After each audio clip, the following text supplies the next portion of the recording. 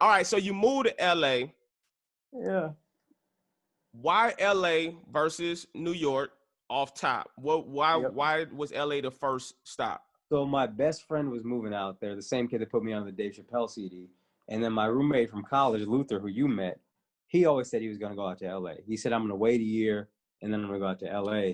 And in retrospect, I actually really facilitated a breakup with a girl he really loved because I was like, why are you waiting a year? My friend was already going out there and I was kind of thinking about it. And I was like, yo, what if all three of us live together?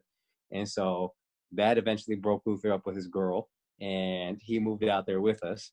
And so that was the only reason I went to LA because it was like, this is all something I'm just like really doing on a whim. Like, I'm not thinking this through. It just seems like, hey, let's take a shot. And New York didn't even cross my mind, but all the vets, particularly like in the black rooms, would be like, you did this backward. You need to go to New York to get funny. Then you come to LA to get famous. You're not supposed to come get funny in LA. And I was like, all right, well, I want to be funny more than I want to be famous. So let's go to New York. And for the kind of comedy I like to do, which is like, edgier or whatever, like I try to be funny and authentic, but also divisive and all that. New York was better for me. Right. So, do you remember the first time we met? I don't remember specifically, but I do remember you were number one. Yeah, that's so funny too because I don't remember the first time we met, but I just remember we clicked somehow. Yeah. And I'm not even sure exactly. Maybe it was an open mic. Maybe I have no clue, but I just knew we linked up. We used to hit spots together. I remember I Yeah. needed a ride to the Laugh Factory. You picked me up from a crib one time. Yeah. And We I went to and I see Chris Rock tape Kill the Messenger. Or not tape, but we went to see him run it in LA, you, me, and Luther. Yep, I remember that, man. So yeah, we go way, way back. And let me tell Yeah. you what I learned from that performance of Chris Rock. Tell I me. remember the first 10 minutes, he was kind of struggling. And not really struggling, but I could tell the audience was tight. And he just kept going, kept going, kept going. And by the Hmm. end of the night, Yeah. everybody, oh. So that what I learned from watching him that night was like, oh shit, if you just keep going, as long as you have material that's solid and just keep going, you'll eventually win over the crowd and get the response that you going for. That's what I learned from Mm. that night. That's interesting because even now, I think I back out too much. I think when they don't laugh, I still start freaking out. Like, oh my God, I'm not funny, and they're realizing it. I'm a fraud, and they're realizing it. Like, there's still Yeah, that a little bit with me. And when I can just sit in it and be like, yo, it's okay, it just goes so much better. They feel that, and they like respect you off of it. they do, man. See, I learned that too because I used that same method. I had the headline at a college and I was filming MacGyver. I hadn't done stand up in a month.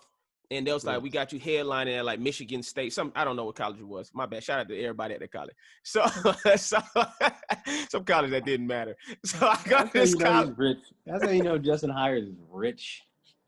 Hey Whatever little man, measly 10 grand check I got, I don't even know. Who cares? yeah, One of it you probably bums. it probably was something like that. But listen, so I'm I fucking, know.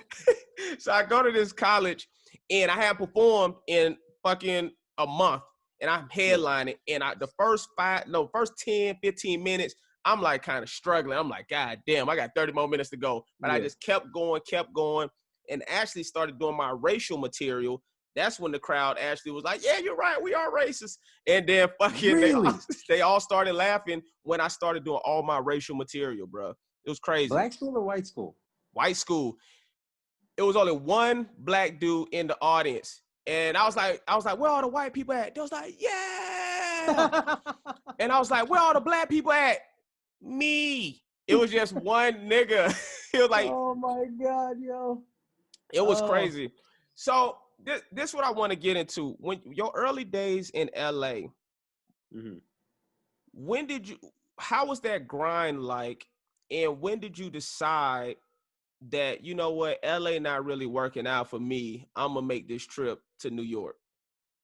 LA was actually working out for me. When I first got there, it was not. When I first got there, you might have seen me bomb probably somewhere. I would go up like once every 3 or 4 months and just bomb. I did really well once, and then two or three times I just bombed. Black rooms, bomb, bomb. And then finally it sunk in that you can't do this. And I don't know how I didn't know this at the time, but you can't do this every few months. This is something you have to do every day. And then a switch flipped where I was like, all right, I'm gonna do it at least 5 times a week. That's just what that is. And so I started hitting stages more and more often. And some of the stages probably weren't even good for me, like open mics at the fucking Haha Cafe. Yeah. That couldn't have been good for me that often. But I definitely struggled. But then I started to kind of figure it out. Probably my last like 6 months in LA, my last year-ish in LA. And I remember kind of feeling like people were like, not like he's a superstar in the making or anything like that, but he's one of the funny kids in the new class.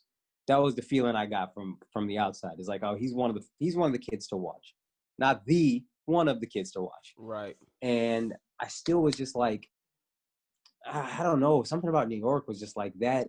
That appealed to me. And I remember Rel Battle saying, he went out there, funny comedian, friend of ours. He went out there and he came back. Creator of Roast Battle. He's actually creator of Roast Battle, the actual creator of Roast Battle. Shouts to Jeff Ross. Good luck with them charges. The creator of Roast Battle. Oh, he got some charges? Oh, shit. He got some accusations, at least. Breaking news. Some accusations. So good luck, buddy. Got dominant. But he was like, I went to LA for like 2 weeks. And he was like, you, Akaash, would love it. You would never come back. And something about it, man, it felt like I want to be that kind of comic that I hear about in New York. I didn't even see it. We didn't have YouTube like that. We weren't on it like that. We didn't have access to everybody. But just the idea of what that was appealed to me. And for me, what I know it was good for, and my first year in New York, if we're talking about that, I'll save it. But I bombed for a good year straight. I was going to ask you about that. Yeah. But so when in LA, I would like say these cute little jokes, and then I would kind of squeeze what I wanted to say into the joke. And I'm a guy that, is super opinionated. But I would like have the funny thing, and then I kind of jam my opinion in there. And in New York, I started just trying to say my opinion and make that funny. And that sounds like a simple change, but it was so hard. And I would go to these like hood rooms because you could just get up easily, and I would just bomb, and I would like try new material, and I wouldn't just acknowledge the fact that I'm Indian because I was like this out of college kid who thought it didn't matter and I'm a moron. Even though I'm super proud of being Indian, I wouldn't like just address the fact that, hey, here's somebody doing stand-up comedy that you've probably never seen doing stand-up comedy. Like if a guy in a wheelchair went up there, this is what I realized. They don't see any Indians in their day-to-day outside of the bodega. So if a guy in a wheelchair came up to me, where I don't see a lot of people in wheelchairs at a comedy club and never acknowledged a wheelchair, I'll be like, hey man, you don't have to, but it's a little weird. Right. And that was me never acknowledging being Indian. So now I'll always try to have a joke that acknowledges if I'm opening like, hey, I am different than you without pandering. And then things will get easier. But like all these little rules I just didn't know at the time. And like I was so stubborn on how I thought I wanted to be funny. And it was rough, dog. I legit got worse at comedy from year 1.5 to year 3 probably. Wow. In LA or New York? In just overall comedy. I moved to LA after about 1.5 years. So Gotcha. From the time I got to New York until probably 1.5 years into New York, maybe, up almost 2 years, I was just getting worse and worse, just bombing and bombing. And I'm obviously really close with Andrew Schulz, who we're in his studio right now. But like, I remember him saying to me, he was like, honestly, man, there is just something unlikable about you on that stage. Oh, shit. And what I didn't realize is I was so afraid of bombing. I was doing the thing where I was like, all right, well, you're not going to like me. I'm going to make you not like me before you can decide for yourself. I didn't even realize I was doing it. And then I listened to how hard he worked when he started comedy. And he like was just telling somebody, we were doing like some NYU newspaper report or something, and somebody's interviewing us, and he talked about how hard he worked. And I was like, bro, that blew my mind. He said, dog, you have no idea. I literally wrote down every word of Dave Chappelle's half-hour comedy special and tried to analyze why it was funny. Wow. And so I heard that, and I was like, all right, bet, let's go. So I wrote down the first 5 minutes of Dave Chappelle, of Killing Him Softly, of Never, for what it's worth. I did Chris Rock. I did 2 of his specials. I did Aziz. I did Louis C.K. Comics I didn't even really like that much. Like, I'm not a big Louis fan.